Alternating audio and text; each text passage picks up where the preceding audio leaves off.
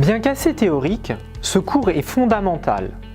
En effet, la plupart des maladies chroniques, lors de leur développement, passent par des étapes d'oxydation et de destruction des cellules liées à la présence de radicaux libres. C'est par exemple le cas du risque cardiovasculaire et notamment de la formation de la plaque d'athérome qui passe par une oxydation des lipoprotéines du sang et d'un relais qui est pris par un état inflammatoire. C'est le cas également de troubles oculaires comme la cataracte ou le glaucome dans lequel c'est un stress oxydatif qui va engendrer ces troubles de la vision. Citons évidemment le cas du cancer où l'ADN est altéré par des radicaux libres ou des espèces oxygénées réactives, provoquant des mutations dans la cellule qui peuvent conduire à terme au développement d'une tumeur. Enfin, dans les maladies neurodégénératives telles que la sénescence ou la maladie d'Alzheimer, on a montré l'impact des radicaux libres et du stress oxydatif.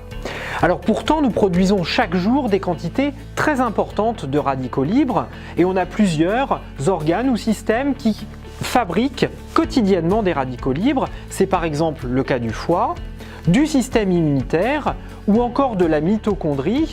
Vous savez, la mitochondrie se loge au cœur de nos cellules, c'est elle qui produit de l'énergie et elle fabrique en parallèle et également de nombreux radicaux libres. Rien que pour cette mitochondrie, c'est 2 kg de radicaux libres par an qui sont fabriqués.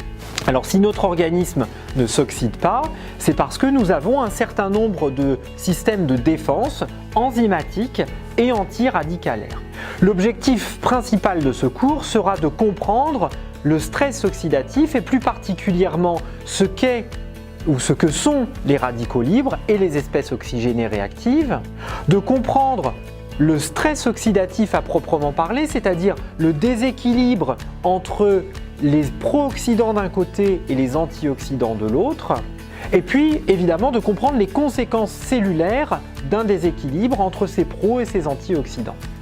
Ça c'est pour le volet théorique, mais d'un point de vue pratique, on abordera concrètement la supplémentation en antioxydants, comment la faire, par quel biais et comment notamment soutenir les défenses de l'organisme avec des applications concrètes dans la population générale, mais également chez certaines populations spécifiques, comme notamment le sportif. Alors c'est avec plaisir que je vous accompagnerai sur ce cours du stress oxydatif et sur le stress oxydatif.